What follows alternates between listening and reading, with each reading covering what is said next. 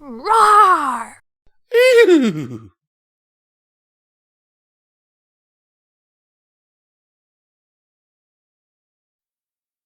Chapter 10. Pinky Promise. Stephen picked himself up and trudged towards the kitchen. Halfway there, his stomach roared and he felt weak. A gigantic breakfast would be in order once this phone call was done. When he got to the kitchen, he grabbed the telephone from the wall. Hello? Stephen spoke so quietly and hoarsely that he couldn't even hear himself. Are you there? Selena's voice came from the other end. Stephen cleared his throat. Yes! I'm here. Though it sounded like a slightly hoarse version of his normal voice. He felt like he had shouted into the phone at the top of his lungs. Gosh, baby, did I wake you up? You might have. Wow! Selena shouted through the phone. Stephen was not yet awake enough to handle this much energy. I called to make sure you found the breakfast I left you. I didn't think I'd wake you up. How the heck did you sleep so long? Stephen turned to his right to read the clock. After rubbing his eyes, the hands and numbers came into focus, reading about 9:55 a.m. Those sleeping pills must have knocked me through a loop.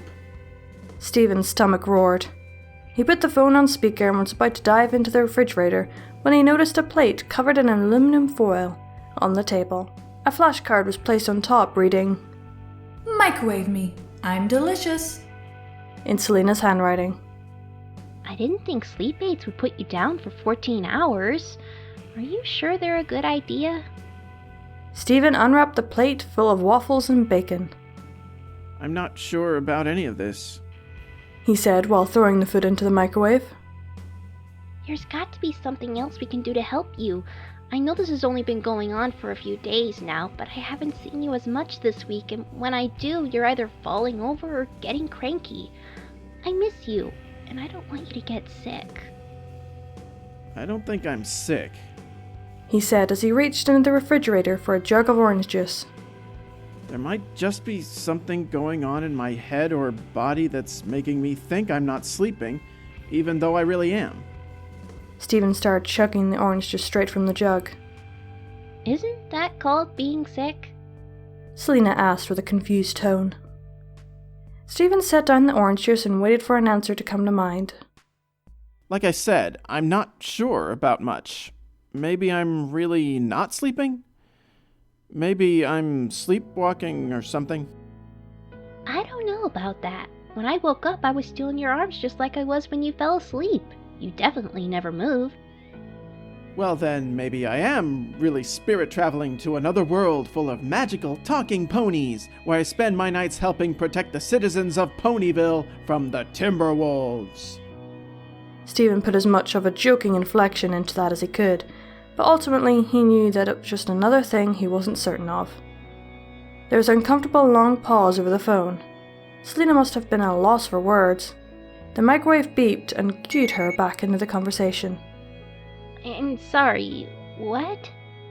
Are you still having that wacky dream? Yes and no. It's like a big continuation. Stephen said as he grabbed his food.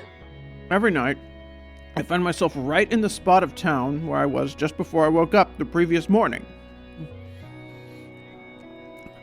Last night, I was helping a posh lady unicorn and a baby dragon make a wedding dress.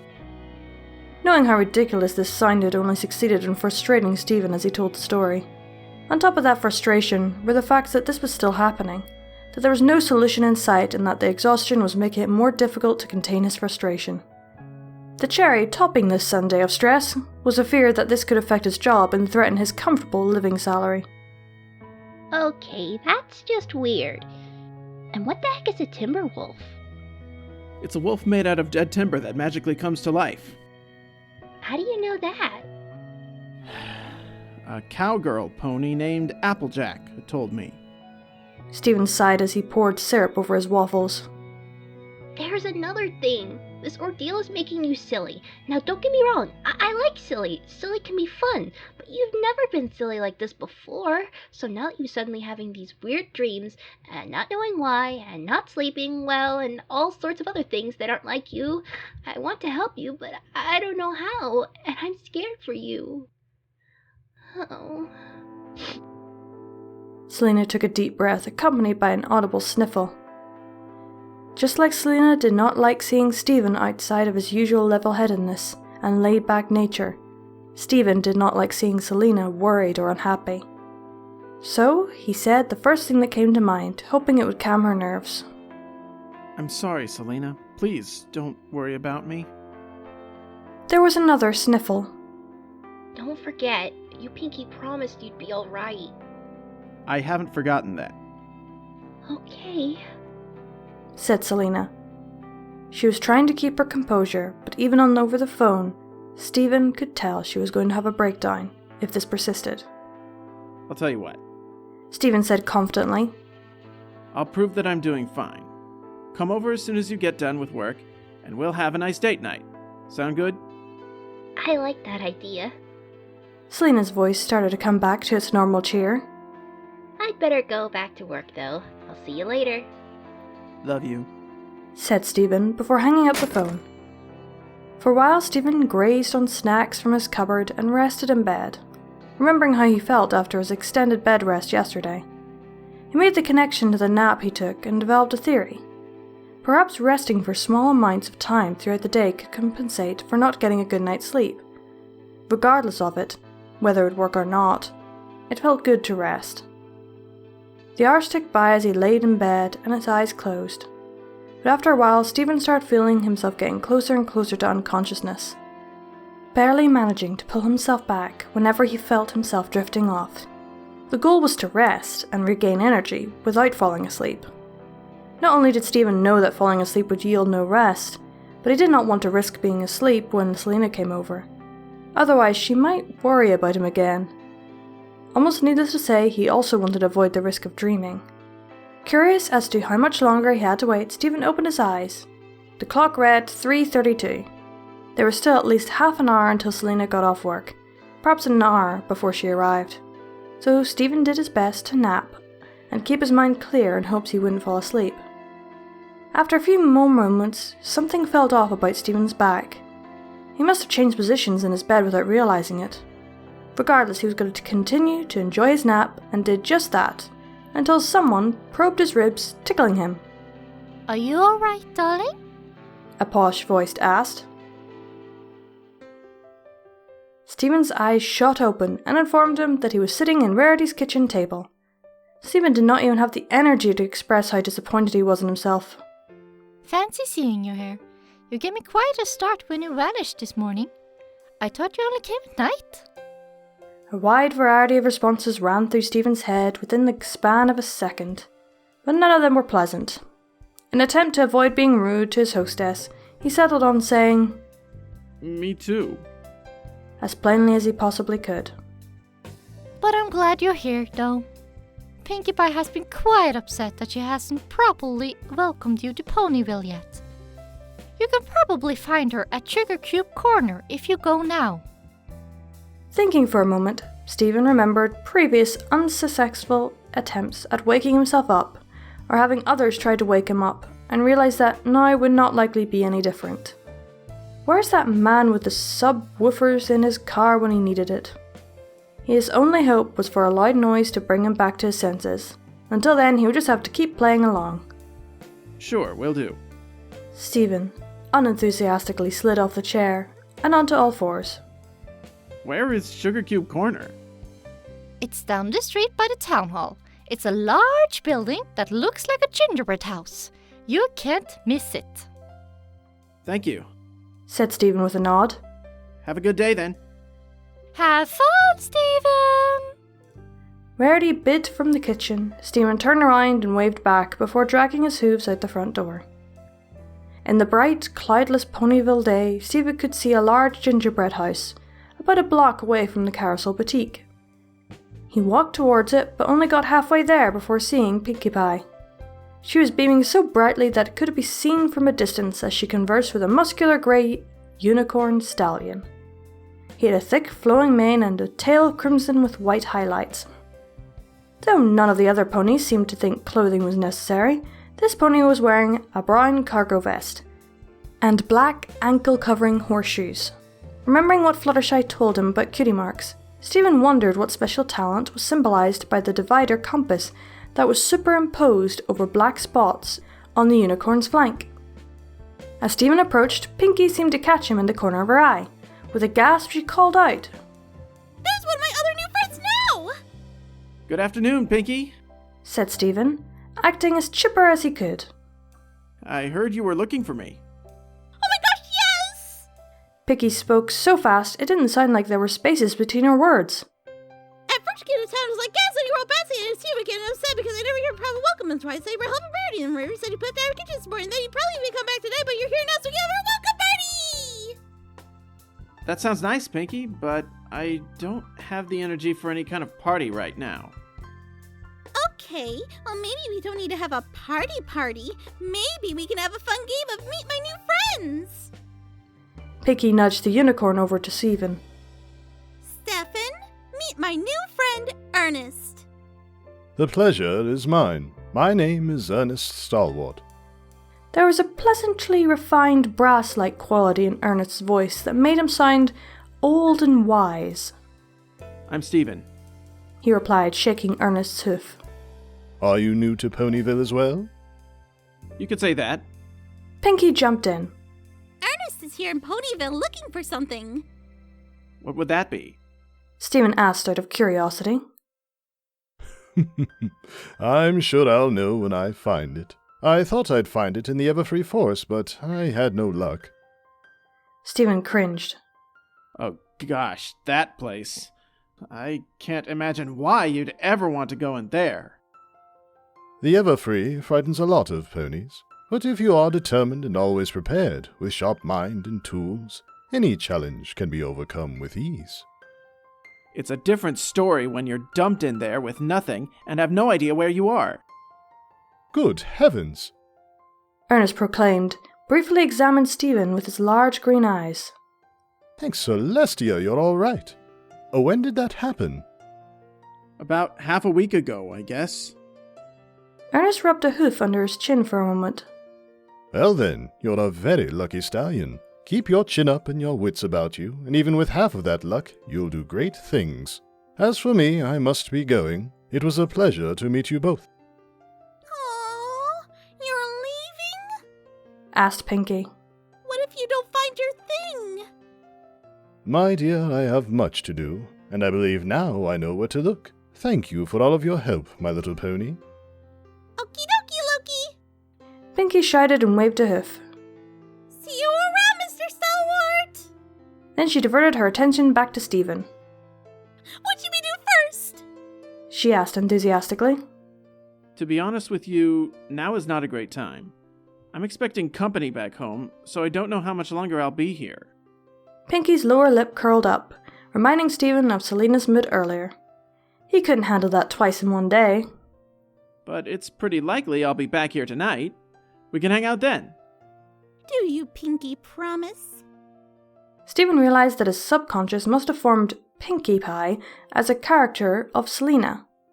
Yes, I do. He said with a chuckle. Cross your heart and hope to fly. Stick a cupcake in your eye. A series of gestures accompanies Pinky's rhyme that ended with her poking her own left eye with her hoof. It looked like it would hurt, but Pinkie Pie didn't seem to notice. The accompanying rhyme wasn't something he'd seen Selena do, but Stephen rolled with it, nevertheless. Of course. Where should I meet you? He asked, while shaking Pinky's hoof. Pinky zipped next to Stephen and threw a hoof over his shoulder, using his body as support. Pinky used her other hoof to point down the street. You see that big gingerbread house over there? Stephen nodded. My house is right directly across it on the other side of the street. Thanks, I'll see you later tonight. Awesome! Pinky hopped over Stephen's shoulders and faced him. Just get ready for a super fun night! I'll do my best, Said Stephen as he turned around and walked away. Finding a comfortable spot, he sat down and watched the citizens of Ponyville go about their lives for a few minutes. Stephen's house phone prompted him to open his eyes. Never before had he been so grateful at being woken up this way. However, between the strength he had to gather out of bed and the time it would take to get downstairs, he knew he would never make it in time. So he didn't bother trying. But once strength was gathered, Stephen went downstairs and began tidying up his house. Just as he noticed that Selena was running late, his cell phone started playing Looney Tunes theme song. Stephen answered the phone with a happy, Hello? Hey, baby. The guy that was supposed to take the next shift called in sick, so I'm stuck here until his cover shows up. I'll probably be there in an hour or so. How are you doing? I'm holding up. Are we still on for tonight? You know it. I can wait. Yay! Alright, I'd better get out there before the boss catches me on my phone. Love you! Love you too. Stephen kept himself awake and alert for the next hour by thoroughly cleaning his first floor. When Selena arrived, they spent the rest of the lazy Sunday afternoon in each other's company. The first thing that came to mind was a walk through the local park. They hadn't been to the park in a while, so it was a nice change of pace from their usual routine around the block. The park was mildly populated by people playing sports on the playground or with their pets. Stephen and Selena conversed about everything and nothing as they made their way around the park with his arm around her shoulder and hers around his waist. They stopped briefly as Selena wanted to horse around at the playground. Stephen loved that Selena was always a bucket of energy. His only regret was not being able to keep up with her, especially in his current condition. Another mile of walking put them at an Italian restaurant down the street. Stephen and Selena shared a plate of spaghetti that was so large that combined efforts barely conquered it. It was just after 8 o'clock when they finished their meal and started walking back to Stephen's house. This'll be a good way to burn off all that food, Selena said with a laugh. Stephen groaned as he waddled beside his girlfriend. That was way too much spaghetti. How the heck are you walking straight? You're just a big wuss. I'm not big. That's part of the problem, said Stephen, before Selena threw her arms around him. He almost toppled over from Selena's embrace. He playfully tugged her wrists, but she didn't let go. Not now, Selena. Any added pressure to the gut and I might explode. Selena tucked herself against his side and put her arm around his waist again. Well, I don't want to have to pick up little chunks of Stephen and try to put them back together. Stephen draped his arms back around her shoulders. Seriously, how do Italians eat that much and not weigh 1,000 pounds? It's not just Italians, silly. I've seen your father pack it away at just about any party we've been to. He's not much bigger than you. Yeah, but he also spends most of his free time exercising or lifting weights. He can get away with it. Then maybe you should start exercising more. Then maybe you'd be able to eat more and not have to waddle away from the restaurant. I don't like that idea. Any time I spend lifting weights is time I'm not spending with you. That's just not good. Well, look who's trying to be Prince Charming tonight. Is it working? When they arrived at Stephen's doorstep, Selena stopped. Almost. But we both have work in the morning, and I want you to get some actual sleep this time. No sleeping pills, no dreaming of magic horses, just sleeping. And I'll check on you when I get out of work tomorrow. Sound like a plan? Sounds like a plan. I'll see you tomorrow then. Good night, baby. Selena came up to her toes to give Stephen a kiss. After he watched her get into her car and pull away, Stephen made his way back up to bed. He wasn't sure if he wanted to fall asleep. If he picked up where he left off again, he would have to spend the night with Pinkie Pie. He liked Selena as herself and wasn't certain he'd be ready to deal with a hyperactive, caricature version of her. But Stephen had another thought. It was a thought that, once it occurred to him, seemed so obvious that he almost kicked himself for not thinking of it sooner. If he set up his laptop inbuilt camera to watch him sleep, he wouldn't have to wait for a lab test to tell him if he was sleepwalking. Spending a night with Pinkie Pie would be worth it if it gave him any answers of what's going on. On that thought, Stephen went to the dresser that sat a few feet away from the foot of his bed. He replaced the television that sat on it with his laptop. After plugging it into the outlet and making sure it would stay on all night, Stephen activated the built-in webcam and tucked himself in.